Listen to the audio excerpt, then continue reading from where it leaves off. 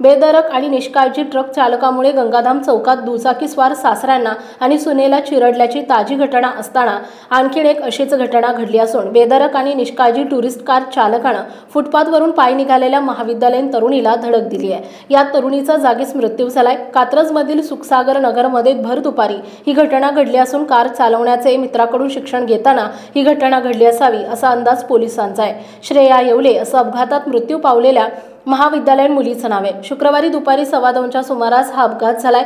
या प्रकरणी पोलिसांनी कार मालक आणि चालवणाऱ्या त्याच्या मित्राला पुणे पोलिसांनी ताब्यात घेतलंय। मिळालेल्या माहितीनुसार श्रेया एका महाविद्यालयामध्ये शिक्षण घेत होती। ती राहण्यास कोंढवा कात्रज रस्त्यावरील एका सोसायटीत होती। ती शुक्रवारी दुपारी 2च्या सुमारास सुखसागर नगर येथील यशस्वी सोसायटीच्या समोरील फुटपाथवरून पायी चालत जात होती। दुपारची वेळ होती, त्यामुळे काही नागरिक देखील रस्त्याच्या कडेला उभारले होते। तेव्हा भरधाव कार फुटपाथवर चढून तिनं प्रथम एका नारळाच्या झाडाला धडक दिली।